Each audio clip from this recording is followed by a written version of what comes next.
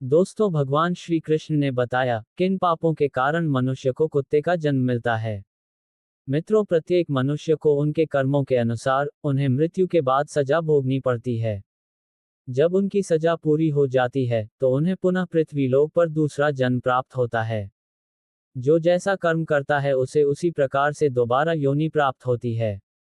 परंतु दोस्तों, क्या आप लोगों को पता है किस श्राप के कारण मनुष्य को कुत्ते का जन्म मिलता है, और वह कौन से कार्य हैं जो हम मनुष्य को अपने जीवन में नहीं करने चाहिए, जिसकी वजह से हमें नरक में जाना पड़ता है और फिर हमें एक कुत्ते का जीवन मिलता है। हिंदू ग्रंथों के अनुसार इस धरती पर रहने वाले सभी मनुष्यों को मृत्यु के बाद उसके कर्मों के अनुसार अलग अलग योनि में जन्म मिलता है। कुछ धार्मिक ग्रंथों में ये भी कहा गया है कि जो मनुष्य अपने जीवन में बहुत अधिक पाप करते हैं उन्हें एक ऐसी योनि में जन्म मिलता है जिसमें वे अपना दर्द किसी दूसरे को बता नहीं सकते और ना ही किसी के साथ बांट सकते हैं। दोस्तों, आज हम आपको यही बताएंगे कि वह कौन से कार्य है जो एक मनुष्य को अपने जीवन में कभी नहीं करने चाहिए, नहीं तो उसे कुत्ते का जीवन मिलना तय है। नमस्कार दोस्तों, आप सभी लोगों से निवेदन है कि इस कथा को और कहानी को सुनने से पहले कमेंट बॉक्स में जय श्री कृष्णा लिखकर, वीडियो को लाइक करके, चैनल को सब्सक्राइब करके बेल आइकन ऑल पर प्रेस कर लीजिए, जिससे आप सभी लोग प्राचीन कथाओं और कहानियों से जुड़े रहे। मित्रों, एक बार की बात है, भगवान श्री कृष्ण की प्रिय राधा रानी अपनी सखियों के साथ में अपने नगर बरसाना का भ्रमण कर रही थी। पूरे गांव में उनका इधर उधर आना जाना लगा था। तभी एक घर के पास में देखती हैं कि एक लाचार कुत्ता कुछ खाने की तलाश में खड़ा रहता है। तभी उस घर से एक नौजवान आदमी लठ लेकर निकलता है और उस कुत्ते को दौड़ा दौड़ा कर मारता है। ये सब देखकर राधा जी से रहा नहीं गया। उन्होंने अपनी सखियों से कहा, मेरी प्यारी सखियां, आप सब अपने अपने घर को चली जाओ। अब मैं यहाँ से अपने प्रभु कान्हा के पास जाऊंगी और उनसे कुछ प्रश्न पूछूंगी। फिर वहां से राधा रानी भगवान श्री कृष्ण से मिलने के लिए चल देती है। इधर भगवान श्री कृष्ण अपने राजभवन में स्वर्ण से बनी हुई सिंहासन पर विराजमान थे। तभी उनके पास राजभवन में उनकी प्रिय राधा रानी पहुंच जाती है और भगवान श्री कृष्ण से कहती हैं, हे कान्हा, जब मैं आज अपने नगर का भ्रमण कर रही थी तो मैंने नगर में देखा कि एक कुत्ता अपना कष्ट भरा जीवन जी रहा था, और वह जिसके भी महल के द्वार पर जाता लोग उसे डंडे लेकर दौड़ा दौड़ा कर मार रहे थे और उसे अपने भोजन के लिए इधर उधर भटकना पड़ रहा था, किंतु उसे पेट भरने के लिए कहीं भी भोजन नहीं मिला। तो हे प्रभु, इसे देखकर मेरे मन में एक प्रश्न उठ रहा है और मैं चाहती हूँ कि आप मेरे प्रश्न का उत्तर दें। मित्रों, फिर आगे भगवान श्री कृष्ण कहते हैं, हे प्रिय राधा रानी, आपके मन में जो भी प्रश्न है मुझे निश्चिंत होकर बताओ, मैं तुम्हारे प्रश्न का उत्तर अवश्य दूंगा। फिर राधा रानी कहती हैं, हे प्रभु, मेरा प्रश्न यह है कि किस पाप के कारण मनुष्य को कुत्ते का जन्म मिलता है।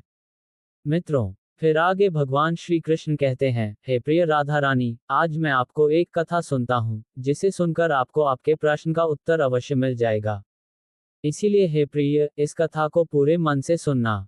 फिर आगे राधा रानी कहती है, हे प्रभु, आप कथा सुनाए, मैं पूरे मन से इस कथा को सुनूंगी। मित्रों, तो कथा को सुनाते हुए आगे भगवान श्री कृष्ण कहते हैं, है प्रिय राधा रानी, एक समय की बात है जब भगवान श्री राम अपनी सभा में बैठे हुए थे। तभी उन्हें एक कुत्ते की रोने की आवाज सुनाई दी। तभी सभा में मौजूद द्वारपाल ने कुत्ते को वहां से भगा दिया। अगले दिन फिर से वही कुत्ता उसी स्थान पर आकर रोने लगा और द्वारपाल ने इस बार भी उस कुत्ते को वहां से मारकर भगा दिया। और सभा के तीसरे दिन भी वही कुत्ता उसी स्थान पर आकर फिर से रोने लगा।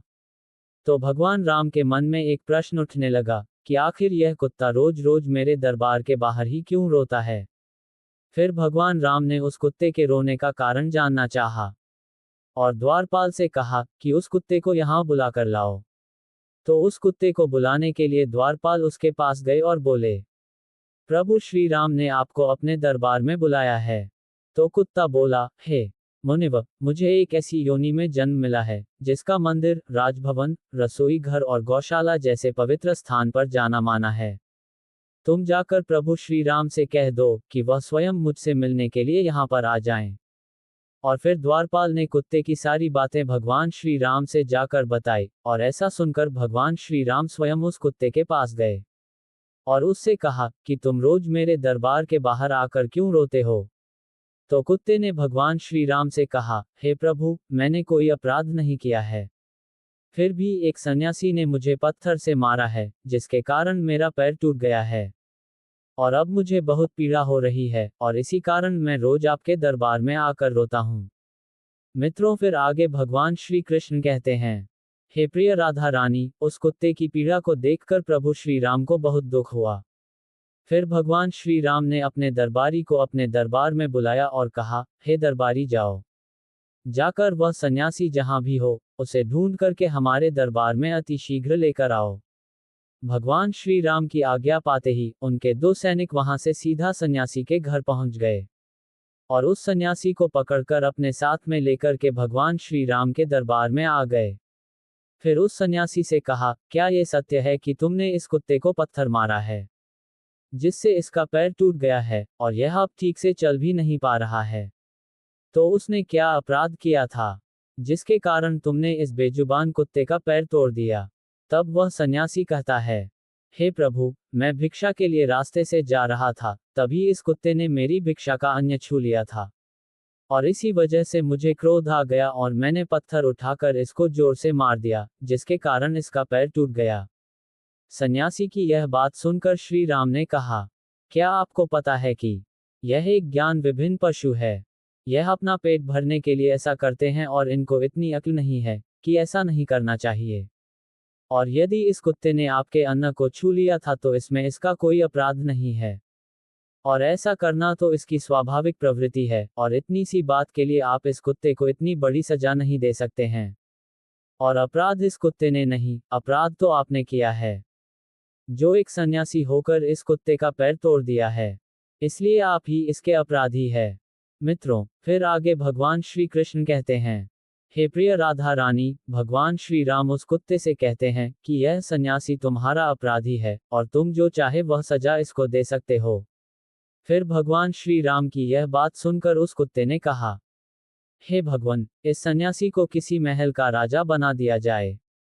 तो श्री राम ने उस कुत्ते की बात को स्वीकार कर लिया और उस सन्यासी को सुंदर वस्त्र पहनाकर एक घोड़े पर बिठा दिया और उसे सन्यासी को एक महल में ले गए और वहां का राजा बना दिया।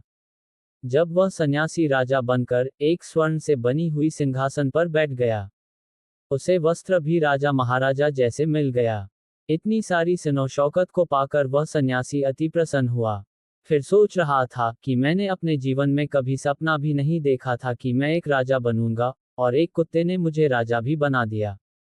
सच में इस कुत्ते में अक्ल नहीं है, क्योंकि मैंने उसकी टांग तोड़ दी, पर उसने मुझे सजा देने के बजाय महल का राजा बना दिया। और यह सब कुछ देखकर लोग बहुत आश्चर्यचकित थे, और लोगों ने प्रभु श्री राम से पूछा कि हे प्रभु, इस कुत्ते ने इस सन्यासी को सजा देने के बजाय महल का राजा क्यों बना दिया, जबकि उस सन्यासी ने तो कुत्ते का पैर तोड़ दिया था। और गांव के लोगों की इस बात को सुनकर प्रभु श्री राम ने कहा, इस सवाल का जवाब आप लोगों को वह कुत्ता ही दे सकता है।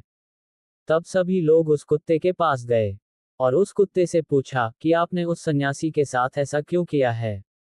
उसे दंड देने के बजाय उसे तुमने एक राज्य का राजा बना दिया है। तो कुत्ता मुस्कुराते हुए बोला, तुम जानना चाहते हो कि मैंने उस सन्यासी को सजा देने के बजाय उसे महल का राजा क्यों बना दिया है? मित्रों, फिर आगे भगवान श्री कृष्ण कथा को सुनाते हुए अपनी प्रिय राधा रानी से कहते हैं, हे प्रिय राधा रानी, वह कुत्ता उन सभी से कहता है, सुनो, यह अन्याय करने वाला राजा और घर पर पहुंचे याचक को भगाने वाला और दूसरे की संपत्ति को हड़पने वाला और किसी गरीब पर अत्याचार करने वाला मरकर दूसरे जन्म में कुत्ता ही बनता है। और यह एक सत्य है, इसमें कोई संकोच करने वाली बात नहीं है। एक राजा ही सबसे पहले गरीबों को सताता है और उनकी संपत्ति को हड़पता है। फिर आगे कुत्ते ने कहा, मैं भी पिछले जन्म में एक राजा था, और मैंने गरीबों को खूब सताया था और उनकी मेहनत का धन खूब हड़पा था। और मैं भी लोगों के साथ बहुत अन्याय करता था और बेसहाय लोगों और गरीबों की जमीनों को हड़प लिए करता था और अपने से छोटे लोगों पर खूब अत्याचार करता था, जिसके कारण मुझे इस जन्म में कुत्ते का जीवन मिला है। और अब मैं अपने पापों का फल भोग रहा हूँ। और मैंने उसे सन्यासी को इसीलिए राजा बनाया है ताकि उसे भी अगले जन्म में कुत्ते का जीवन मिले। और तब उसे पता चलेगा कि कुत्ते की जिंदगी कैसी होती है और अपना पेट पालने के लिए कितने लोगों से मार खानी पड़ती है, और हम कुत्तों का जीवन आसान नहीं होता है। मित्रों, कथा को आगे कहते हुए भगवान श्री कृष्ण कहते हैं, हे प्रिय राधा रानी, ये वही लोग हैं जो पाप धुलने के लिए गंगा जी में जाते हैं, किंतु वहां से आते ही फिर से पाप करना शुरू कर देते हैं। और फिर आगे राधा रानी कहती हैं, हे प्रभु, क्या गंगा जी में नहीं धुलते हैं? तो भगवान श्री कृष्ण मुस्कुराते हुए कहते हैं, हे प्रिय राधा रानी, गंगा जी में वही पाप धुलता है जो अनजाने में हो जाते हैं। जानबूझकर किए गए पाप कभी नहीं धुलते हैं, और गंगा जी में स्नान करने से वही मनुष्य पवित्र होता है। जिसका मन साफ हो और मन में कोई छल ना हो, तथा मन में गंदे विचार नहीं, और गंगा जी में चल करने वाले और दूसरों की बहन बेटियों पर बुरी नजर रखने वाले लोगों का कुछ नहीं होता है। और प्रत्येक मनुष्य को अपने कर्मों का फल अवश्य मिलता है। मित्रों, इसीलिए आप लोगों से हाथ जोड़कर अनुरोध है कि किसी बेजुबान जानवर को अगर हम लोग एक वक्त पेट भरने के लिए अन्न नहीं दे सकते, तो उन्हें कष्ट पहुंचाने का भी हमें हक नहीं है। और आप लोगों से हमारा हाथ जोड़कर निवेदन है कि किसी भी बेजुबान जानवर को कभी भी कष्ट ना दें। यदि कोई कुत्ता या बेजुबान जानवर आपके घर पर आता है, तो उसे यदि रोटी नहीं दे सकते, तो उसे मारो भी मत, क्योंकि वह भी एक जीव है। उसे भी दर्द होता है, और ईश्वर सबके पापों को देखता है। मित्रों, इस प्रकार से भगवान श्री कृष्ण ने अपनी प्रिय राधा रानी को बताया है कि कौन से पापों के कारण मनुष्य को कुत्ते का जन्म मिलता है। मित्रों, उम्मीद करते हैं आप सभी लोगों को ये हमारे द्वारा बताई गई कथा आप लोगों को पसंद आई होगी।